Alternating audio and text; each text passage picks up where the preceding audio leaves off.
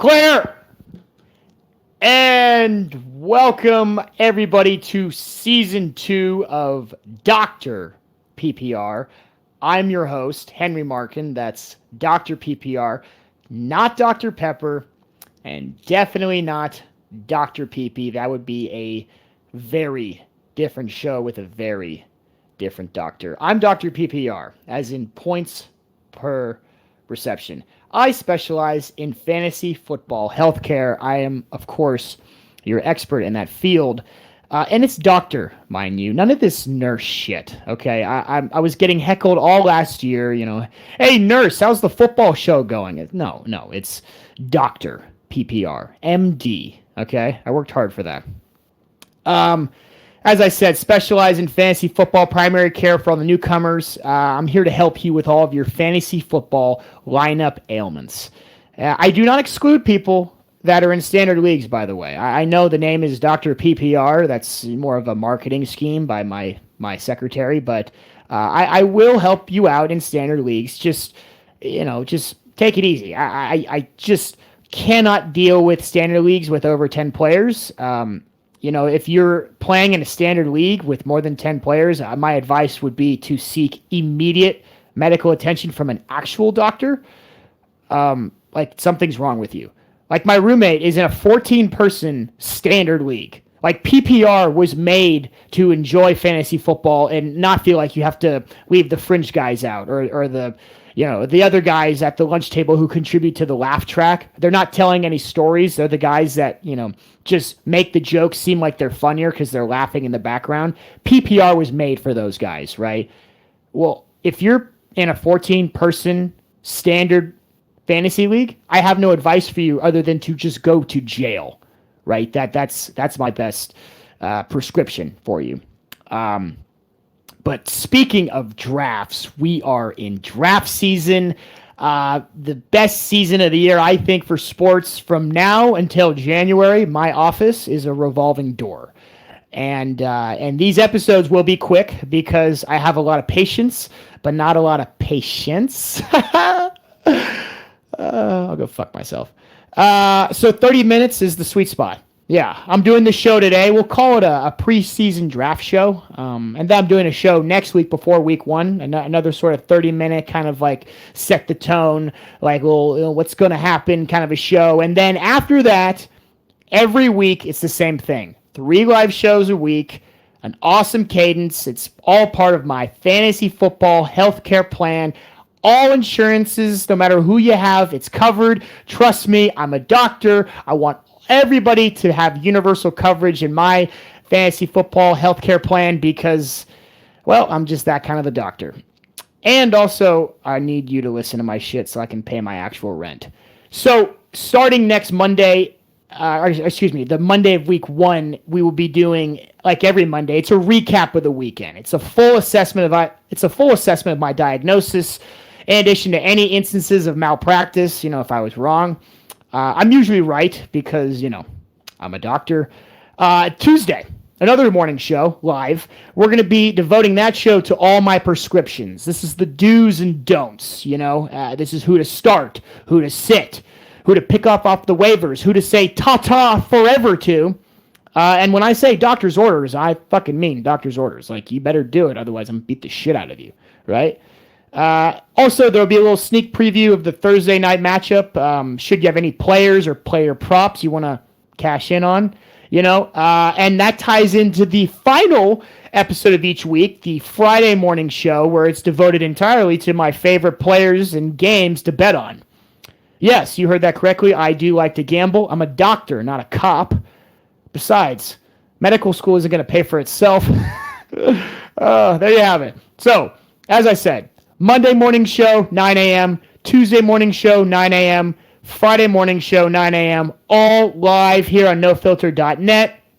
Also available to listen anytime after the show on Apple Podcasts. You can watch it on YouTube, see me in beautiful form here in my prestigious doctor's office. I don't have my degree up here yet because it's still being printed out. We'll keep the status on that all year long.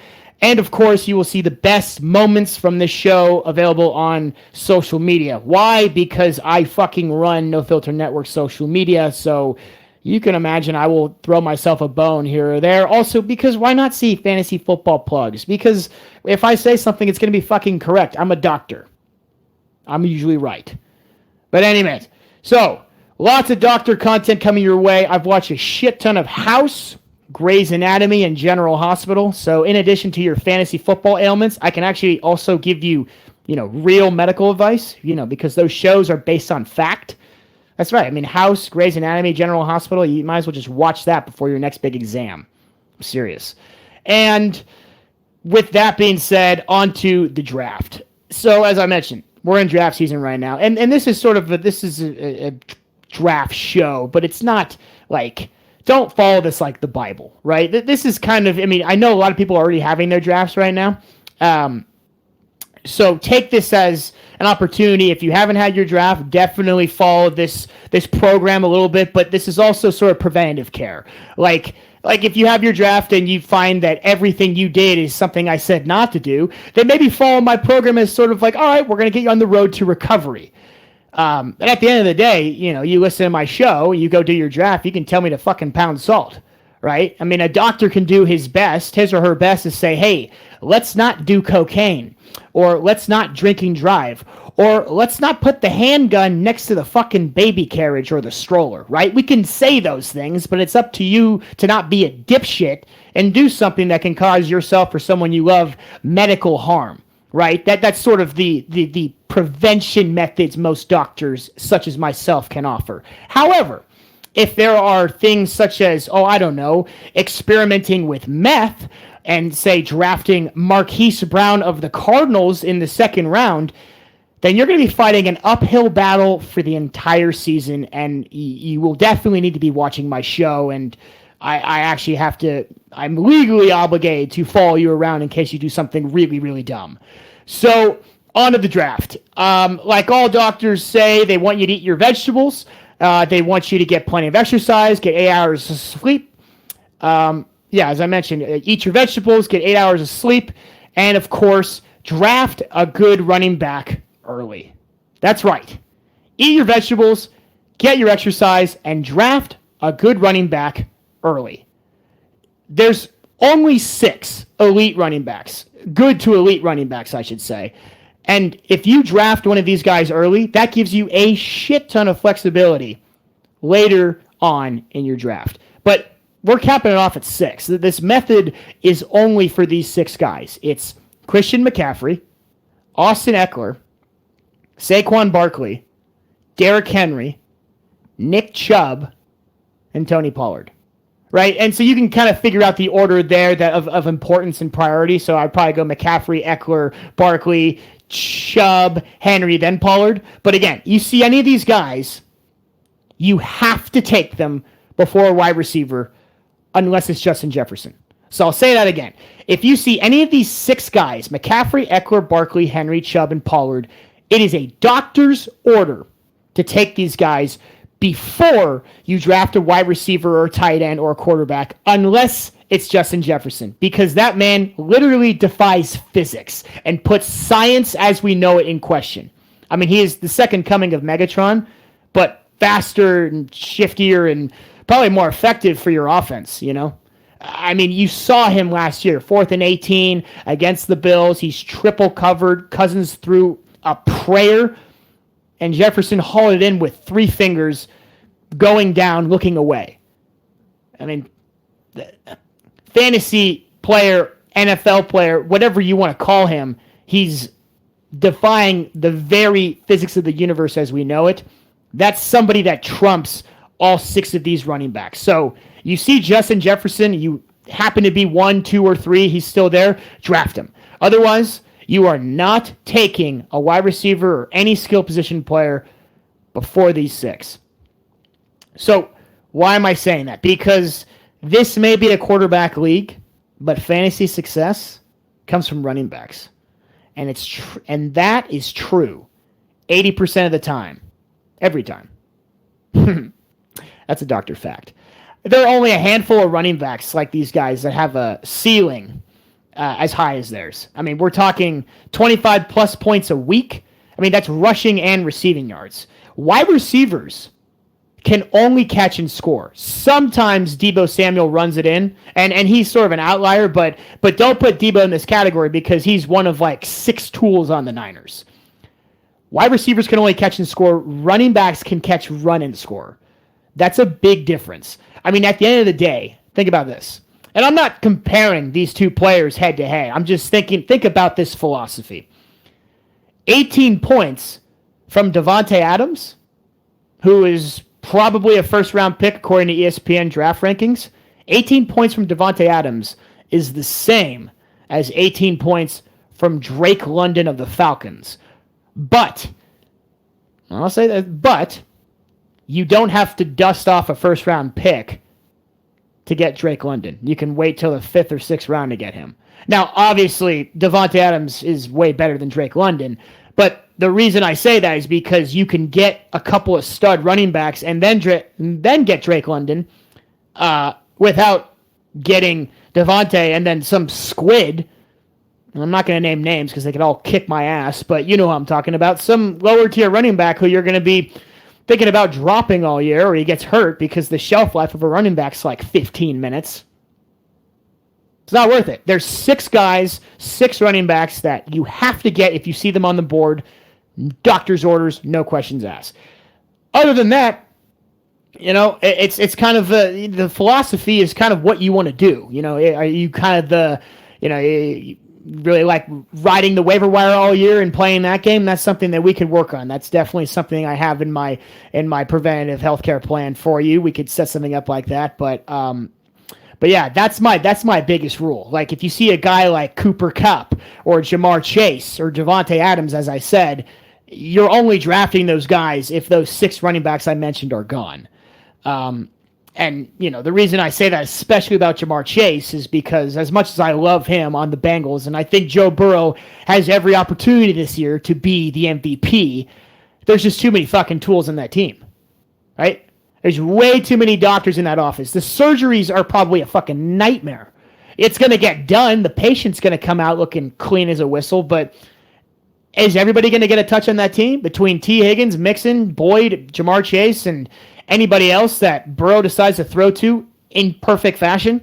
Draft Burrow as your quarterback, but don't get Jamar in the first round unless all 6 of those running backs are gone. Then you can sort of shift over to that general trend of just stacking at wide receiver. But the philosophy is the same. 18 points from Jamar is the same as 18 points from Tyler Lockett, right?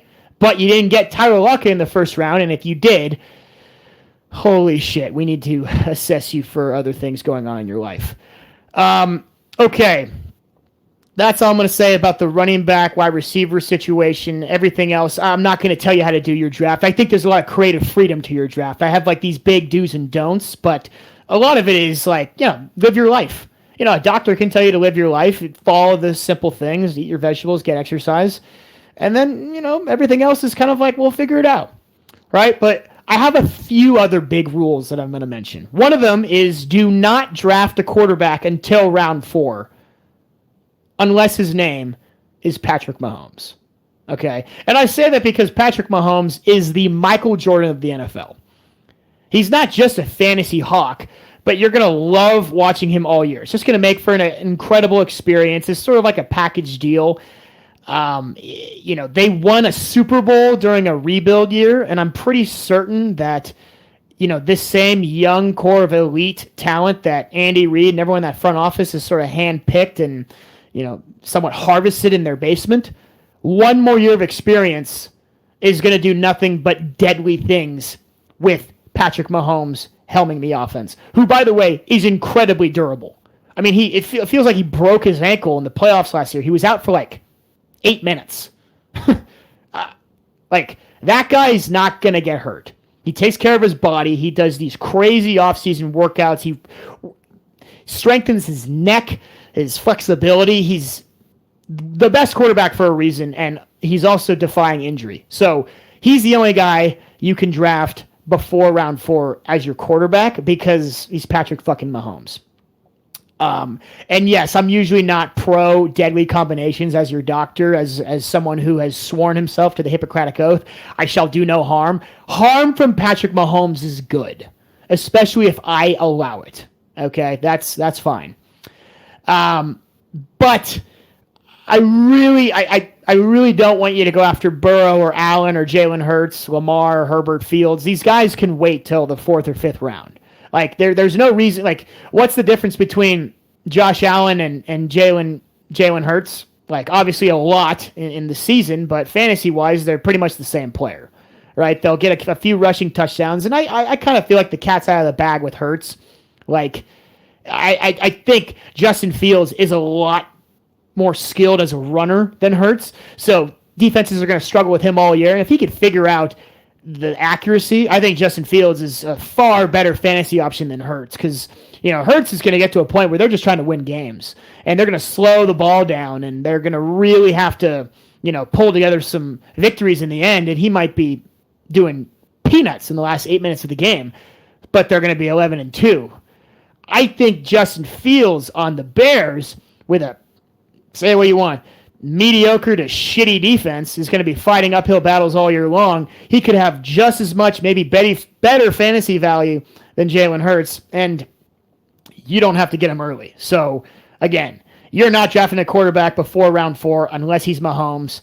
You're certainly not drafting any of the guys like Hurts, Allen, Burrow, Lamar. They're not going before 4, unless, of course, you're in sort of the premier spot in the draft. You can snake it. You can go freaking back-to-back, and you get 2 stud receivers, 2 stud running backs, and then you can get Lamar with, right after you draft Chubb, and with your whatever it is, that's different. But assuming you have a run-of-the-mill spot in the draft, like, 3, 4, 5, 6, 7, you're not doing that. You're going to get screwed.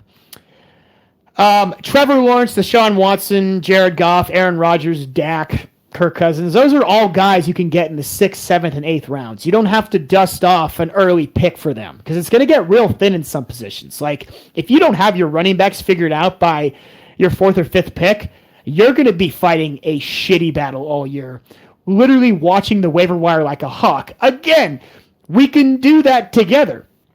I'm just saying there are ways to prevent such things by getting a quarterback who's just as effective in later rounds. So that's my general philosophy about that. Now, there are things I want you to avoid like the plague. I mentioned earlier, we can do our best to not, do things that are not so good for you. Is it okay to have ice cream every day? Probably not, but if you do that, we'll figure it out, right? I would say black tar heroin is sort of a no-no. Like, we really shouldn't do that. There are things you shouldn't do in life and avoid them like the plague. Same thing in fantasy football. If you draft anyone on the Arizona Cardinals, God bless you. I mean, Jesus Christ. That team is about to take a 17-week kneel, a punt and kneel on the season as they're taking an approach, the tank for Caleb Williams, who could be the next Patrick Mahomes, but that's a story for season 3 of Dr. PPR, not this one. I don't see any need to draft James Conner. I mentioned Marquise Brown earlier, Hollywood Brown, as people also know him as. If he's sitting there in round 6, 7, that's okay. Like, you could take him then, assuming that you have the rest of your team figured out. He can sit on your bench because he's really, really talented. But right now, if the center snaps the ball in Arizona, no one's going to be there to catch him. They don't have a week 1 starter. They just cut Colt McCoy, who was, somewhat of a Cinderella story to be starting in the first place. Kyler Murray, of course, is hurt with some fictitious disease that I can't even diagnose. He's just short and very, very not, ready for the contract that he signed, I guess. But yeah, that situation in Arizona is terminal. It's pretty bad. So avoid the Cardinals with extreme prejudice, right? Anyone on the Panthers as well. I would say the Carolina Panthers are almost in that tier.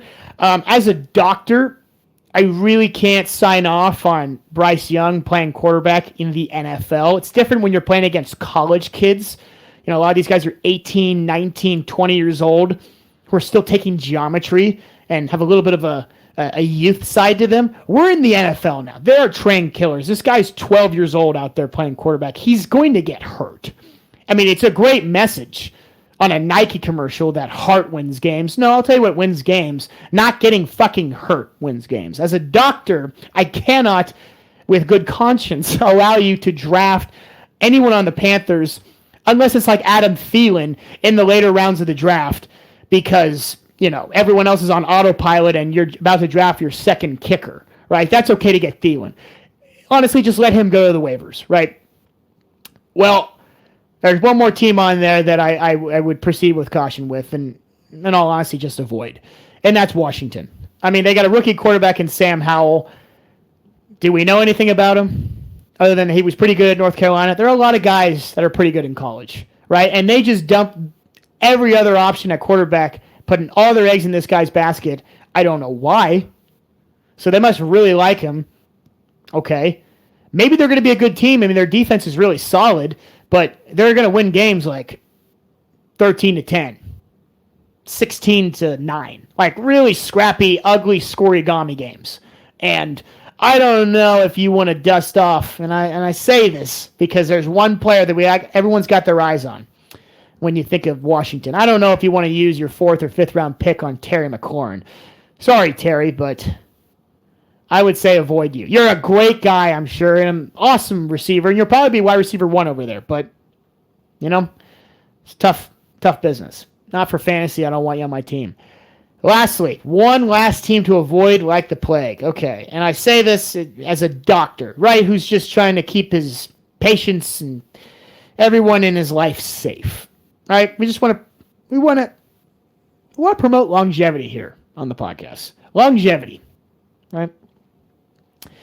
If you draft someone on the Dolphins, you must understand that as good of a roster that they have, that team is one gust of wind or slip in the shower away for Tua Tagovailoa that he becomes a vegetable for the rest of his life.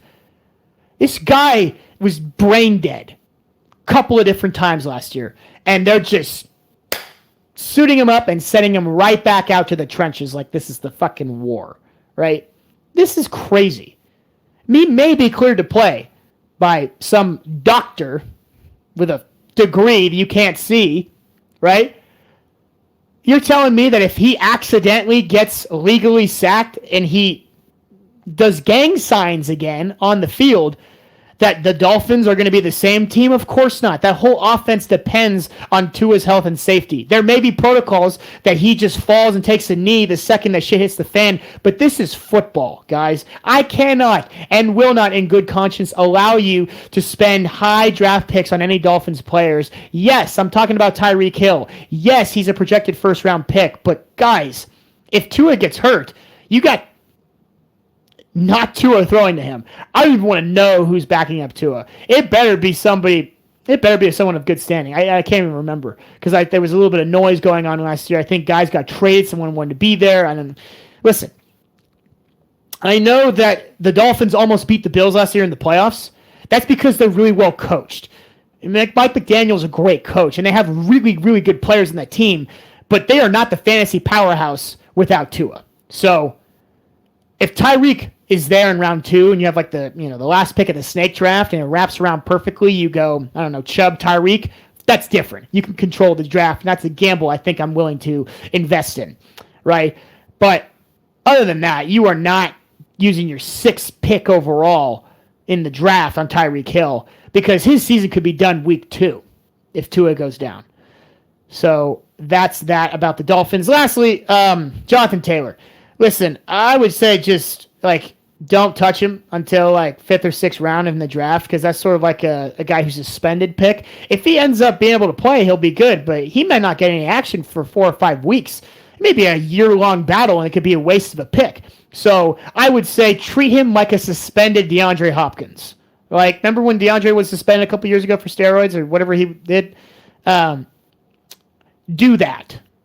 Do not think that he will be ready to play week 1 because Jim Irsay is a certified lunatic. I mean, doctors around the world are studying how a man that stupid has a power, that I would say, a position of power that high. Power that high is also in question. But that's it.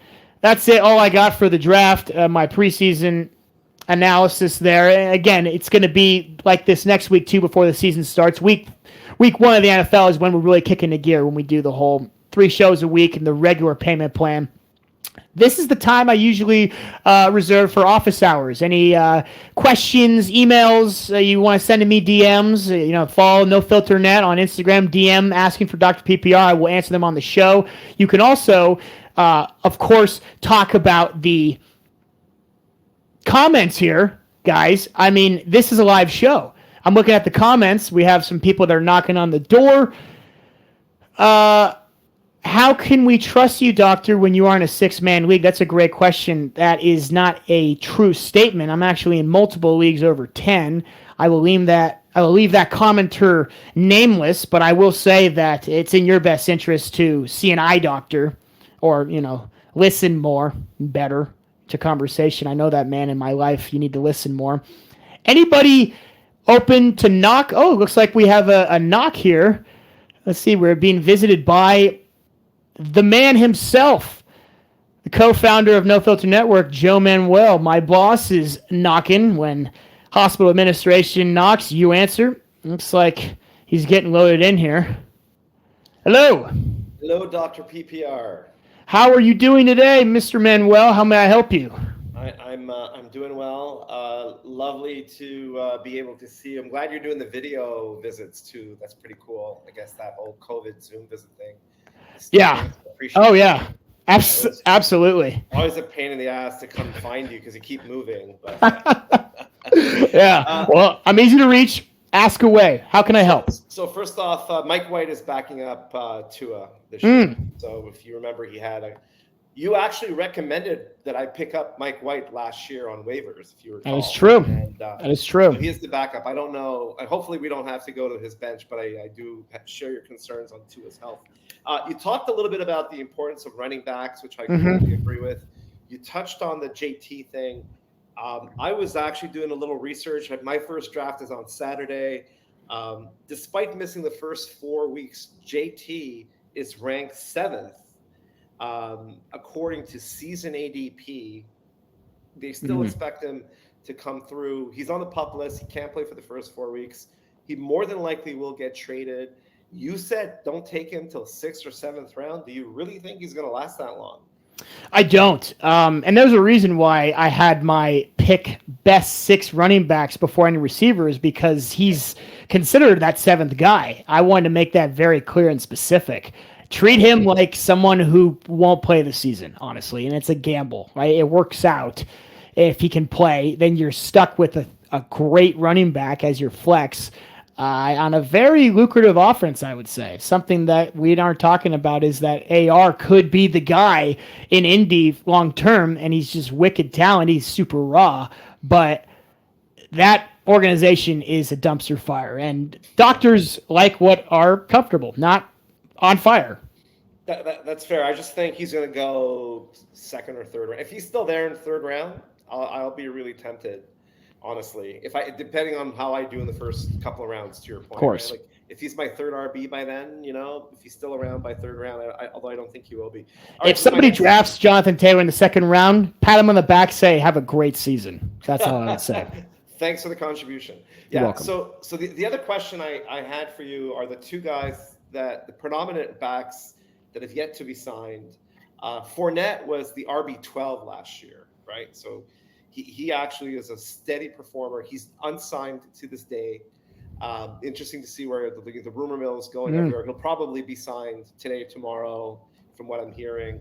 And then you got a guy that I really, really like, who was basically playing in Cleveland behind Chubb. And of course, I'm talking about Hunt. And, if you look at a guy like Kareem Hunt, and if he has the opportunity to be an RB1 somewhere, is he worth taking a look at? And then Fournette, and then I'm really curious, like, how do you see these 2 unsigned guys? And are you more worried about them eating into the yards of like Ezekiel Elliott going into New England, right? And so now they're going to be obviously sharing the Mm-hmm. rock up in New England, makes Stevenson less attractive, or do you think these guys land as RB1 somewhere? Well, that's a great question. If you look at Kareem Hunt in recent years, he obviously was sharing the rock with my boy Chubb.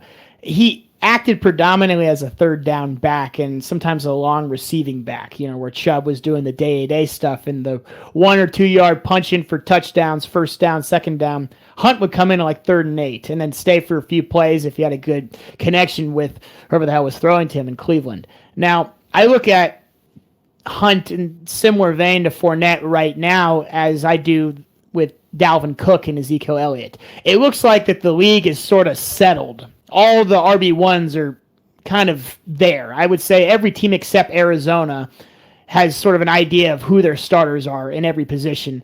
And even Arizona kind of knows James Conner. They got Connor. So that kind of fills that hole. So I honestly would pretty much wait on Fournette. You could draft him in that same area as when you could draft Thielen. The late round when people are on auto draft, they're going after defense or backing up their kickers. Like, that's a good time to do it.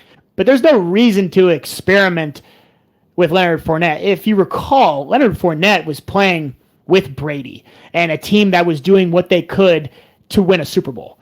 I don't think there's the same stakes this year, even if he joins the Jets, which he won't. There's no team like that this year that you're thinking it's Super Bowl or bust. Now, I say that because any team that joins the Chiefs, any player that joins the Chiefs automatically becomes a must-see player to have on your lineup, because at any given moment, that running back, usually running backs, could be an RB1. I mean, you see what happens with Pacheco, with Jerick McKinnon. They always trade off as the hottest guys in the league. So if anybody goes to the Chiefs, it's the Patrick Mahomes effect. Keep an eye on them. Otherwise, don't sweat it. But I love the ambition, though. It's a real it's going to be real difficult playing with you in fantasy this year, Joe. I got to say, you're going to make me work for my degree. I just hope you'll avoid the conflict of interest and still take my question about the season. I swore an oath, so I have to. The Hippocratic no filter oath.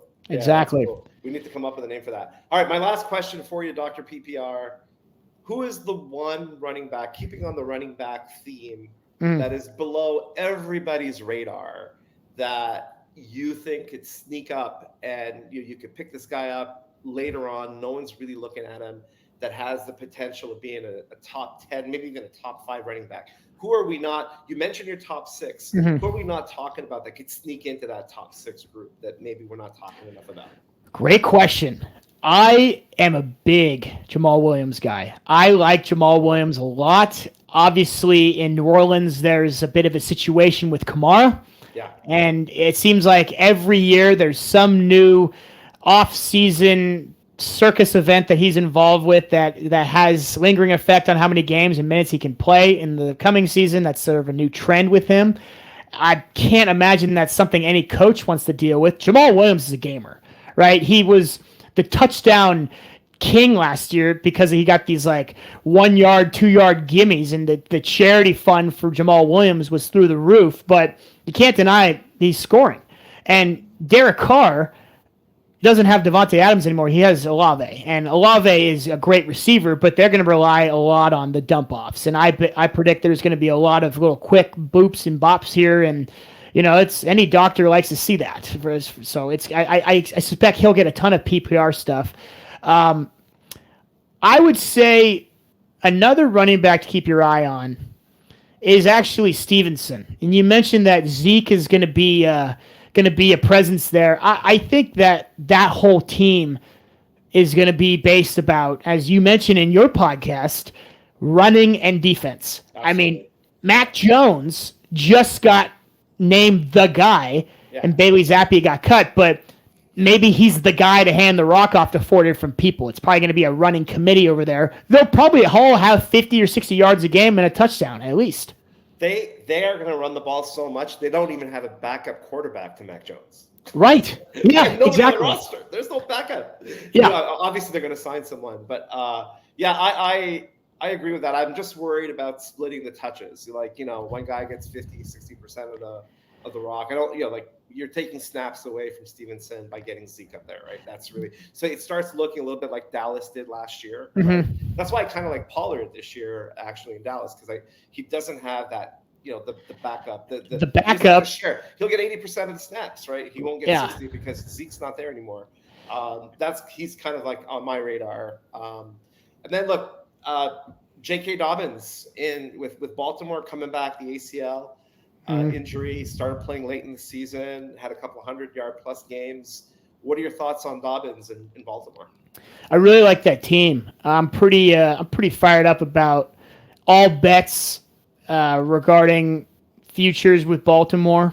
AFC future, Super Bowl future. I think getting OBJ is going to help the offense significantly because your whole playbook opens up. So 3rd and 3, what are you going to do? You're going to run it. You're going to have Lamar take it. You're going to do a quick fade. I love that addition. I don't know if I like J.K. Dobbins in that tier with, the 6 guys I mentioned, but definitely like a Stevenson tier for sure. Probably RB2, that could be a great pickup. If you tailor-make your draft that you get a running back one of the 6 guys, the sinister 6, get a great receiver, then you get Dobbins or you get Stevenson, you're in luck. I mean, you have so much flexibility to go wide receiver, tight end, quarterback, next 3 picks. Yeah. You're going to be in great hands. It opens it up. Yeah. All right, Doctor, thank you very much, sir. I appreciate the advice. I look forward to a fun season. Can't believe football's starting soon. So, isn't it great? We'll catch you next week on your next show. Awesome. And for all the listeners, this is Joe Manuel, who has a great Thursday show, Pepe's Parlay. And it is, guys, I'm going to say, if you need help paying your rent, this is a great outlet to tune in. He had a little bit of a rough start last week, but hey, any good franchise starts off tough. Week 0. Who cares? Who gives a shit? Doesn't count. Yeah, we want to make sure you get a little pocket money, pay for your rent, or some of that black tar heroin you're talking about. Right, yeah. That's cheap now, I hear. So you're in good hands. All right. Cheers, take it easy. And for everybody else that is still on the program here, thank you for listening. This has been a delight. I'm so fucking fired up that football is back. There's nobody more excited in the medical field than me. Well, most doctors are fearing for their job security and that they're going to have to actually do something for a living during the football season, such as save a life. I get to help you with your fantasy football lineups. It's the best type of medical science there is. It is a science. Don't worry, the degree is coming up. It'll be up there soon. We just got to wait for it to. So, on that note, folks, thank you for tuning in to Dr. PPR. I am Henry Marken, of course, your host. That's Dr. PPR, not Dr. Pepper, and definitely not Dr. PP. That would be a very different show with a very different doctor. I work in fantasy. Stay tuned. Soon we have, as I mentioned, this is available on YouTube, Apple Podcasts, clips on social media. We're going to do another show next week. And then ultimately get to our 3 shows a week cadence where it's all live every morning. The days I do it. Monday, Tuesday, and Friday, 9 a.m. on No Filter Network. And I'm trying to figure out how to end the show. Just running on. It's like a heartbeat that's boop, boop, boop, or whatever. Stay tuned. We'll see you around. And have a great draft.